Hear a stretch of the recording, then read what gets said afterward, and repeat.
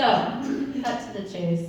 I'm thrilled to be here today to answer yes to your call. And as the commissioner in charge of the Bureau of Development Services, which is who enforces these codes, I'm happy to announce that with the support of the mayor, we will be suspending enforcement on tiny houses and RVs parked on private property, effective immediately.